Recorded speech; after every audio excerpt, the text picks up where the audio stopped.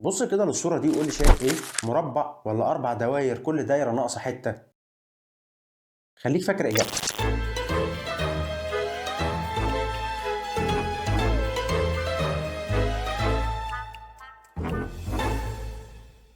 قبل ما أقول لك الإجابة الصح هحكي لك قصة شخصين بسرعة كده، كل واحد فيهم عنده نظرة مختلفة عن التاني. ده سمير. سمير مقتنع إن البشر نوعين، غالب ومغلوب، شخص منتصر وشخص ضعيف، ولو عايز تبقى شخص جامد من الآخر لازم تتعلم تبقى من النوع الأول اللي هو الشخص المنتصر، لأنه البقاء للأقوى. سمير من وهو صغير كان بيعجب دايما بالكرتون بتاع السوبر هيروز ويحب يتفرج عليهم، ولما كبر وابتدى يقرأ كان بيعجبه الأبطال في الروايات وفي كتب التاريخ اللي دايما بيكسبوا معاركهم وبينتصروا دايما. حاجة أخيرة عن سمير، سمير وهو صغير كان من عيلة متوسطة وما كانش معاه كتير، فاضطر إن هو يشتغل من وهو صغير عشان يحسن من حياته، وده بدوره خلاه يؤمن أكتر إن حياة الفرد هي نتيجة لأفعاله وقراراته، وبالتالي لازم يستحملها لأن هو السبب فيها. سمير مرة وهو ماشي في الشارع قابل شحات زي ما كلنا بنقابل وطلب منه فلوس. واحد زي سمير دلوقتي تفتكروا بيفكر في إيه؟ بيفكر في إن هو دلوقتي شايف راجل مغلوب ضعيف من النوع التاني من البشر اللي هو ما بيحبوش، وعمال يسأل نفسه دلوقتي ازاي في ناس سايبة نفسها ان هي تبقى عايشة ضعيفة ومغلوبة للحد ده، وايه القرارات اللي خدها اللي ادت بيه للحال ده، وليه هو اختار الطريق الاسهل دلوقتي اللي هو الكسل والشحاتة ده بدل ما يروح يشتغل ويغير من وضعه. كل الأسئلة دي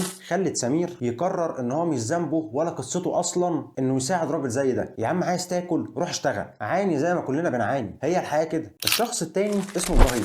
إبراهيم بيؤمن بإن هو في نوعين من الناس، نوع ربنا كرمه أكتر من غيره وده اللي بيساعد، والنوع التاني هي الناس اللي تستحق المساعدة دي، وتربى في بيته ان العطاء احسن من انك تاخد، وان الحياة صعبة مش عادلة كفاية، عشان كده احنا عايشين عشان نساعد بعض. وكبر ابراهيم وهو جواه احساس بالامتنان لكل حاجة عنده ومش عند غيره لسبب او لاخر، وكان مقتنع ان باللي عنده يقدر يساعد اللي ما عندوش. ابراهيم وهو ماشي قابل نفس الشحات اللي قابله سمير. تفتكر ابراهيم بيفكر في ايه دلوقتي؟ هو دلوقتي بيفكر انه شاف شخص محروم مرفوض من اللي حواليه وبيتم تجاهله من المجتمع بطريقه او باخرى. ابراهيم زي ما قلت لك هو مدرك ان الحياه مش عادله، وان فيها جزء كبير قايم على الحظ، وان هو كان ممكن يبقى مكانه لولا ان ربنا خلاه يتولد في ظروف احسن، وبالتالي قرر ان هو يساعده. القصه خلصت. دلوقتي احنا عندنا اتنين تقريبا في نفس العمر في نفس الظروف وقابلوا نفس الراجل، بس كل واحد عنده نظرته المختلفه في الحياه نتيجه لتجاربه الخاصه وللمجتمع او المحيط اللي هو نشأ فيه. واحد شايف راجل مغلوب وواحد شايف راجل ضعيف، وتصوراتهم دي خلتهم يحسوا بمشاعر مختلفه عن بعض، وبناء عليها قرروا قرارات مختلفه. طب ليه بقى القصه دي؟ ايه المغزى منها؟ وليه اصلا كل واحد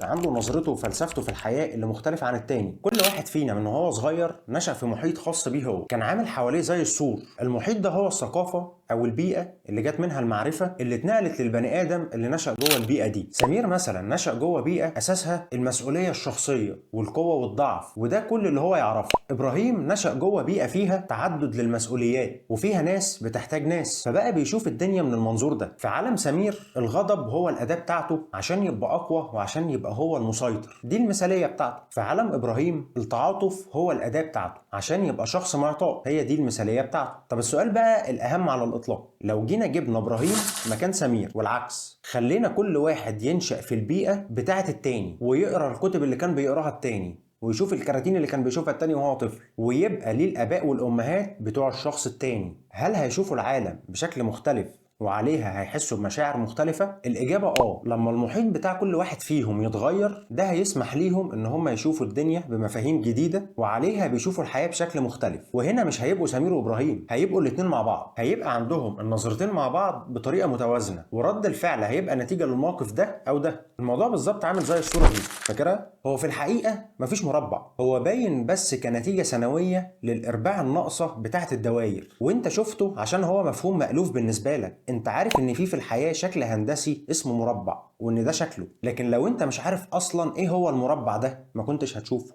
المغزى ان دايما في معنى مخفي انت مش شايفه، والذكاء العاطفي هو ادراك المعاني الخفيه دي في الحياه وانك تبتدي تشوفها، انك تشوف كل الحقائق دي اللي ممكن تكون موجوده. زي كده الشحات اللي قابلهم ممكن تبص له انه وصل للنتيجه دي نتيجه لقراراته، وممكن تبص له ان ده فشل مجتمعي. تعالى بس عشان نفهم اخر حته دي نرجع للصوره دي كده. ايه رايك لو قلت لك ان الصوره دي هي مستطيل جواه 4 دواير ناقصه، معنى جديد انت ما كنتش شايفه اصلا، واديك عرفته لما اديت نفسك فرصه تسمعه او تشوفه. طب السؤال الاخير والمهم، ازاي يبقى عند الواحد ذكاء عاطفي؟ اسمع، ومش بس تسمع، اسمع وجهات النظر اللي انت ما سمعتهاش قبل كده او اللي بتتعارض مع وجهات نظرك الشخصية حتى. عشان تحس بشكل مختلف لازم تشوف بشكل مختلف، وعشان تشوف بشكل مختلف لازم تكتسب معرفة مش عندك، وعشان تكتسب معرفة جديدة لازم تجرب حاجات جديدة. feel see experience. هختم كلامي بالمقولة اللي قالها جوزيف كامبل، واللي هي معناها بالعربي ان الكهف اللي انت خايف تدخله ممكن يكون هو مصدر الحاجة اللي انت كنت بتدور عليها. واخر حاجة هقولها لك ان لو عجبك الفيديو ممكن تعمل لايك وشير للفيديو، سبسكرايب للتشانل عشان تشوف كل الفيديوز الجاية.